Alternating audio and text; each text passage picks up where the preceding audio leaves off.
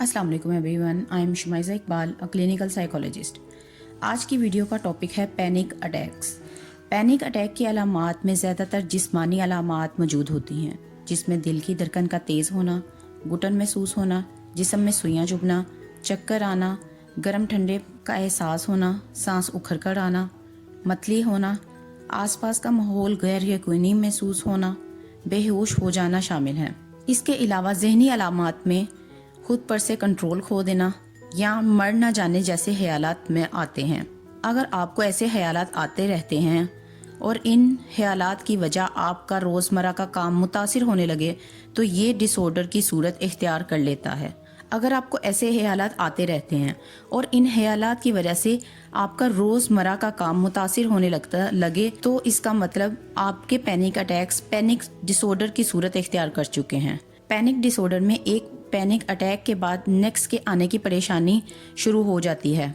आप अपने safety behaviours का ख्याल ज़्यादा रखने लगते हैं, जैसा कि बाहर जाते वक्त किसी को साथ लेकर जाना, सीढ़ियाँ ज़्यादा ना चढ़ना, पानी की बोतल साथ रखना। इस परेशानी की वजह से कि मुझे पैनिक अटैक ना हो जाए, अपने काम रूटीन से पहले करने की कोशिश शुरू कर देते हैं। पैनिक अटैक की मेन वजह जेनेटिक या मारूसी अवामिल होते हैं। अगर आप फैमिली में आपके वालिद वालदा, नाना नानी, दादा दादी में किसी को भी पैनिक अटैक है तो बहुत ज़्यादा चांसेस हैं कि आपको पैनिक अटैक हो सकते हैं। दूसरी बड़ी वजह जब कोई अपनी बॉडी के बारे में बहुत ज़्यादा सेंसिटिव हो जाए, जैसा कि मेरा जिस्म ठीक से काम कर रहा है या नहीं, मैं सांस ठीक से ले पा रहा हूँ या नहीं, मुझसे ठीक से चला जा रहा है या नहीं, मेरे दिल की धड़कन बहुत ज़्यादा तो नहीं हो रही। इसका मतलब हम अपने जिस्म पर बहुत ज़्यादा तवज्जो देने लग जाते हैं तो भी पैनिक अटैक होने का अंदेशा बढ़ जाता है। जैसा कि पैनिक अटैक में आपने देखा, मरीज़ अपने जिस्मानी अलामात पर बहुत ज़्यादा तवज्जो देता है, तो इस वजह से मरीज़ छोटी छोटी जिस्मानी तब्दीलियों का मतलब निकालना शुरू कर देता है। जैसा कि सांस उखड़ कर आता है तो उसे लगता है मेरा सांस बंद ना हो जाए, मैं मर ना जाऊं। दिल की धड़कन तेज़ होती है तो उसे लगता है मुझे हार्ट अटैक होने वाला है। टांगे कांपती हैं तो उसे लगता है मैं गिर ना जाऊं।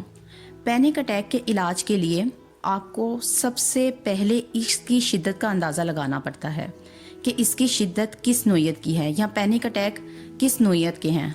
अगर आपको पैनिक अटैक बहुत ज़्यादा हो रहे हैं, मतलब कि हर घंटे में 2 या 3 बार हो जाते हैं, तो इस तरह के पैनिक अटैक को कंट्रोल करने के लिए आपको मेडिसिन यूज़ करनी पड़ती है। ये मेडिसिन हमारे जिस्म के केमिकल को बैलेंस करती है, जिससे पैनिक अटैक कम हो जाते हैं। अगर पैनिक अटैक की शिद्दत कम हो, मतलब कि दिन में या हफ्ते में एक बार हो जाता है, तो इसके लिए आपको थेरेपी की ज़रूरत होती है, जिसमें आपको मुख्तलिफ एक्सरसाइजेस बताई जाती हैं। थेरेपी में सबसे पहले थेरेपी में करवाई जाने वाली एक्सरसाइजेस की टाइमिंग और तरीक़ेकार को वाज़िया तौर पर बताया जाता है।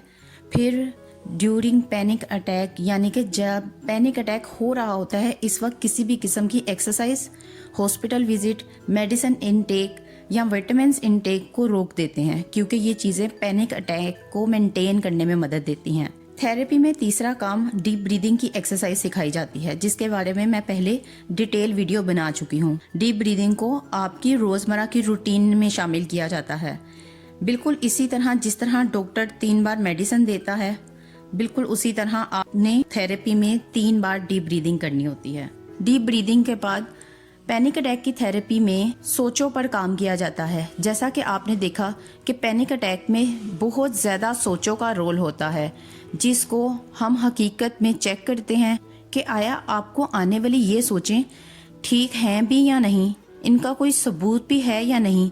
अगर आपके दिल की धड़कन तेज़ महसूस हो रही है तो क्या आपको दिल का दौरा पड़ सकता है या नहीं, और इन शवाहिद की रोशनी में देखा जाता है कि पैनिक अटैक्स क्यों आ रहे हैं। आज के लिए इतना ही। मज़ीद वीडियोस के लिए चैनल को सब्सक्राइब करके बेल आइकन का बटन ज़रूर दबा लें, ताकि मेरी हर आने वाली वीडियो आप तक पहुंच सके। इसके साथ ही मुझे इजाज़त दें।